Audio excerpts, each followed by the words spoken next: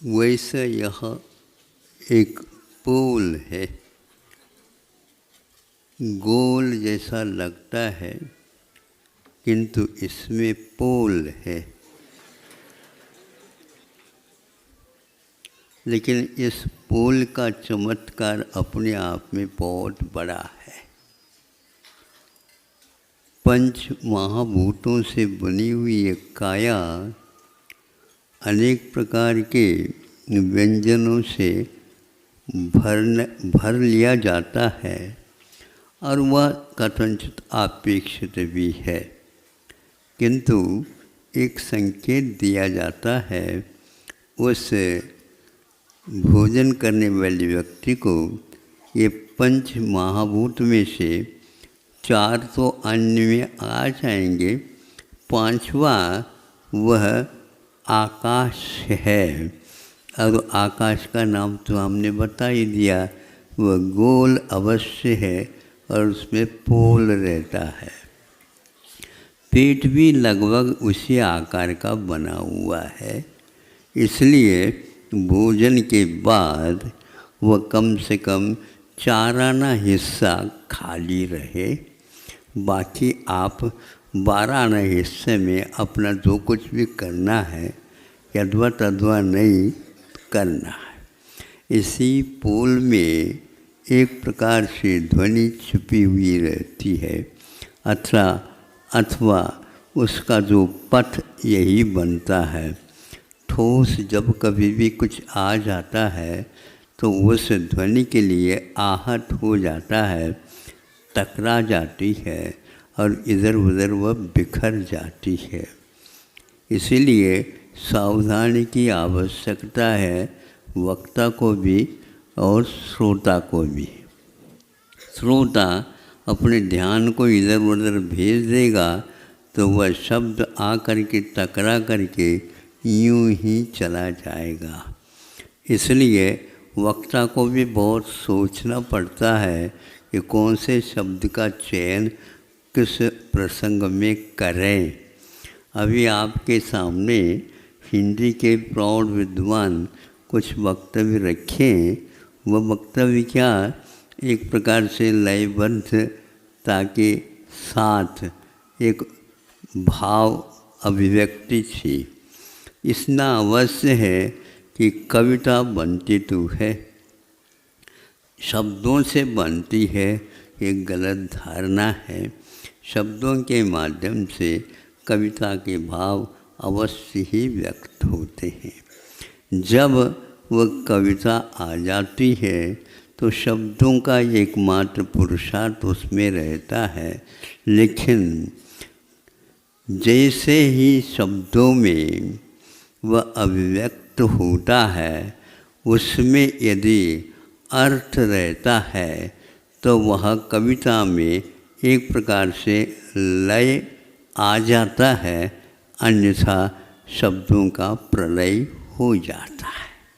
आप लोग हम तो प्राय करके शब्दों को उत्पन्न करते हैं और प्राय करके इस महापोल में वह विलीन हो जाते हैं, उसका कोई अर्थ नहीं निकलता। समझ ले इस बात को भी कि शब्दों में अर्थ है, क्या कहाँ अन्यत्र उसका वास रहता है।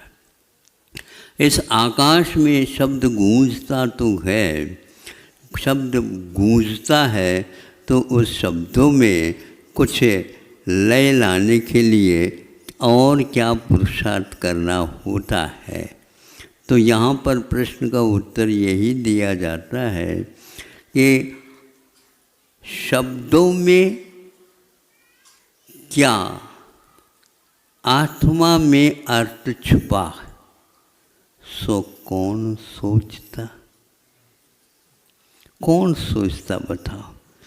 पोथियों में शब्द रहते हैं, शब्द के संकेत रहते हैं, किंतु उन शब्दों के साथ संकेत भी रहता है, अर्थ की ओर जाने का मार्ग भी होना चाहिए।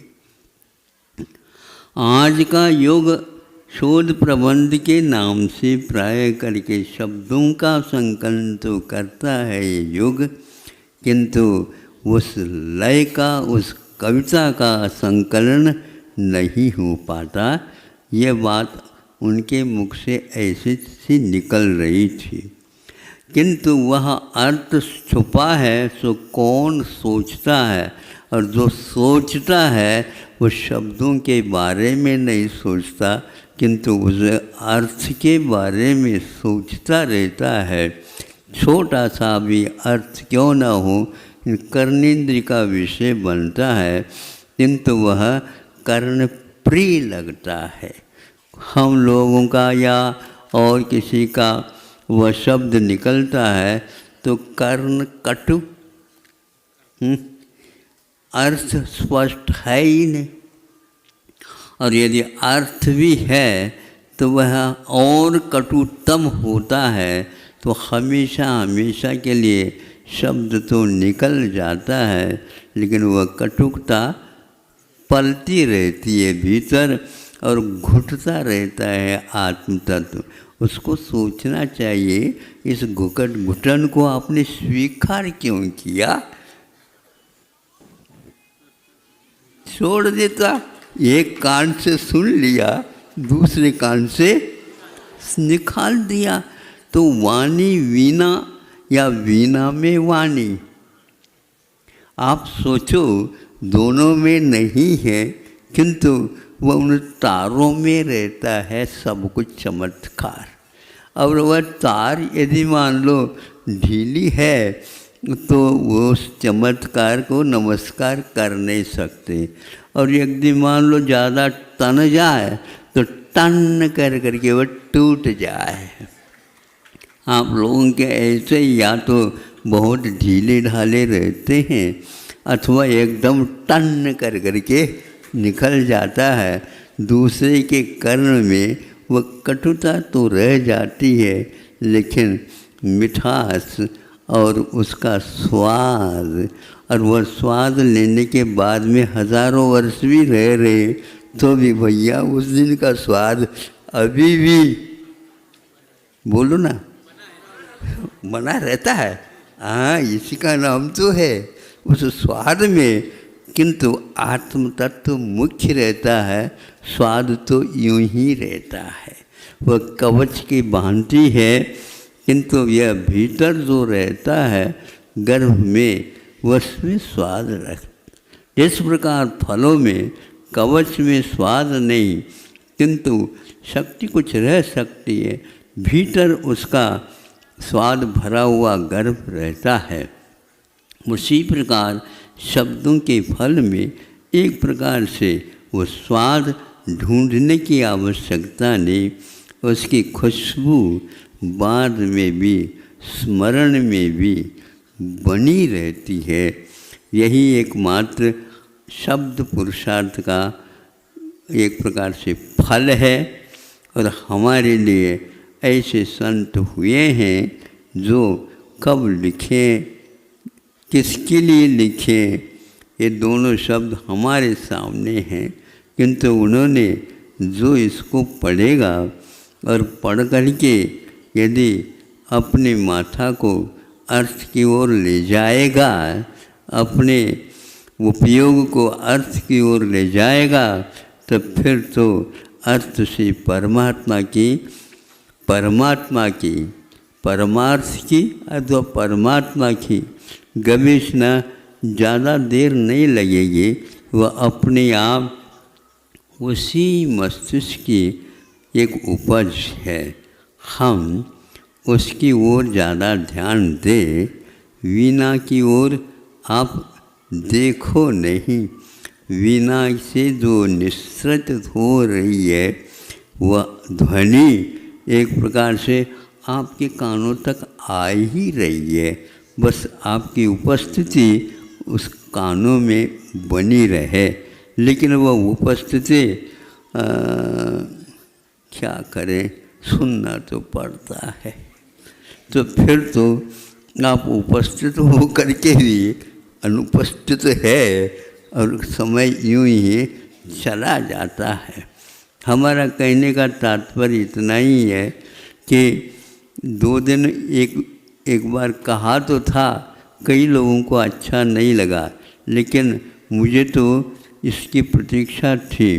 ये जो प्रतिदिन आप एक व्यक्ति के मुख से सुनते हैं, पहले बहुत ज़ोर से बोलते थे, हमारे कहने से उन्होंने अपनी गति को परिवर्तित कर दिया और आज ऐसा लग रहा था कि वो वही व्यक्ति है या दूसरा और स्थान पर नियुक्त है। सेल्स उतने ही लग रहे हैं ऐसा नहीं, बहुत कुछ कटौती हो गई है, लेकिन फिर भी उसमें एक प्रकार से लय आने से ज़्यादा भगा दिया तो उसमें लय नहीं आएगा, किंतु पैरों के शक्ति जो है उसका प्रलय हो जाता है।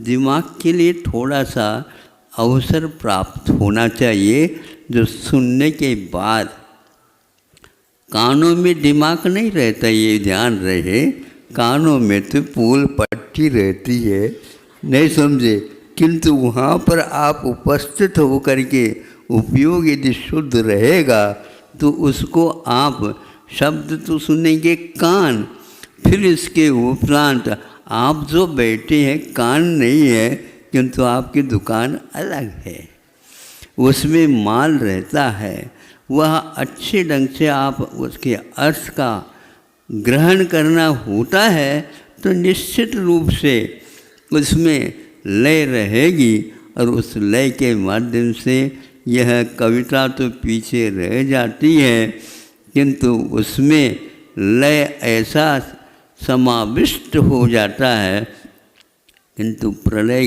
काल भी आ जाए तो उसमें भी वह लय हमेशा हमेशा बना रहता है।